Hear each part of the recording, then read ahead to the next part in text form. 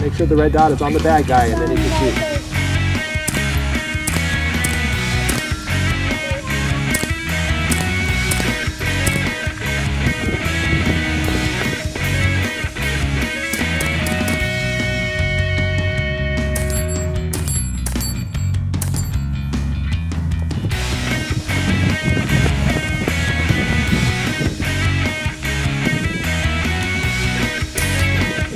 There you go. Awesome.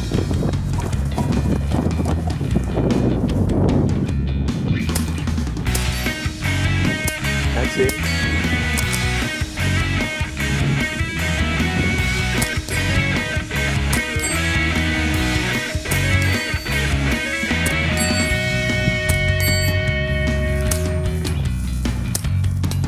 Nice.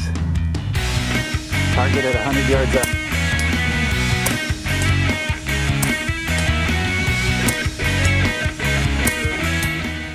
UTG makes crap, dude, right? Isn't that what you're saying? When you see all this stuff, Leapers, UTG, they don't make anything good. Any red dot they make, it's only 30 bucks, isn't even going to be worth that 30 bucks. You might as well flush that 30 bucks down the toilet, right? Right? I don't know, man. I've been checking out, trying out this here red dot made by UTG Leapers.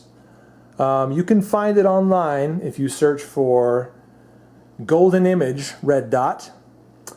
This one here is not too bad for my kind of use. I would never ever recommend it for serious tactical use. They call it a tactical dot sight, obviously. 1x30, that's 30 millimeters. Very, very nice. 38 millimeters actually, whatever. Well, that's the tube diameter, but 30 millimeters is the actual lens diameter. I would never recommend this for serious tactical use, simply because I don't do any serious tactical use, and I haven't put this through any kind of serious tactical use. I've been running and gunning with it for fun, basically, out in the desert, putting it on my 1022. My Ruger 1022 is wearing that Leapers UTG red dot sight. And that is all the hard use I have given it. By the way, this is the cleansing cloth, in case you're wondering what that is. And this is the extra battery that came with it. Very, very nice. And yes, it is of the, let's see if we can read it, CR2032 variety. All right? So that's what you get. Now, how could this possibly be any good, right? I mean, look at that. It can't possibly be good. But is it? Hold on a second. That's awesome, dude. I love that these flip up and stay up in the first place. That's really cool. Now let's look at that sight picture. Oh, man. That's pretty clear. Okay, well, let's turn it on and see how that looks. Okay. And there's my dot. Now the dot is admittedly a little more of a blob. But when you get it outside and the sun is shining very, very brightly, that dot turns more into a dot. So that's not really showing up the way it would otherwise. If we turn that down from 5 to 4 to 3 to, and I believe that's 1 there, level 1. Yeah, you can't really see it at all on the camera there. Kind of have to have it at probably 3 or above in order to actually recognize it indoors, or at least in the camera. But it's there, you know. And in my experience, it's held zero pretty well. I don't really find it weaving around or moving around at all.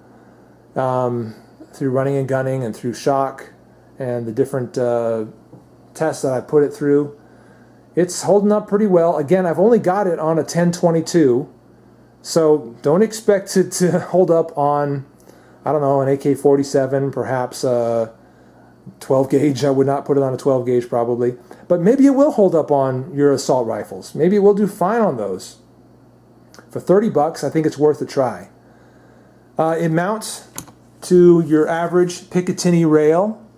And what I have here is also a UTG aluminum rail that's mounted onto my Ruger 1022.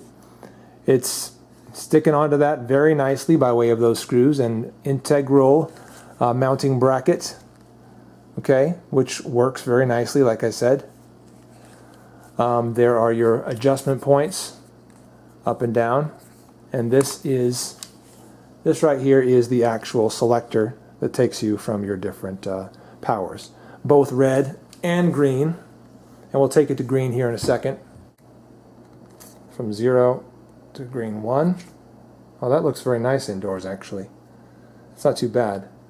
Green 2, 3, 4, and green 5. So indoors, green is probably what you want. Outdoors, red is working a lot better. But once again, the only use I put this through is outdoor running and gunning type stuff. The accuracy of it, I don't know exactly what the MOA of this particular one is, but I'm hitting steel at 100 yards with this. And now, granted, that's a steel bad guy, you know, a silhouette target. But I can hit it at 100 yards. And that's good enough for fun and recreation. Now, if you want to do some serious, you know, precision shooting, look elsewhere. You know, spend more money, obviously. But if you just want to have a little bit of fun, a little bit of recreation on something like a 1022, setting it up in a mock tactical configuration, just to have some fun with it, and sort of get familiar with the concept of a red dot. And that's really, I think, the value of this system right here, of this red-green dot scope. It helps you get familiar with the concept. It is electronic, of course. It can fail. This one in particular did fail. They had to send me a new one in a brand new box.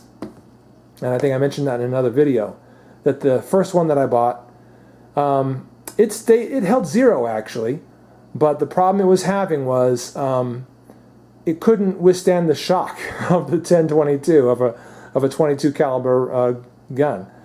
So it was the battery compartment, basically, you know, wherever the electronics are, they're basically under here, underneath that selector.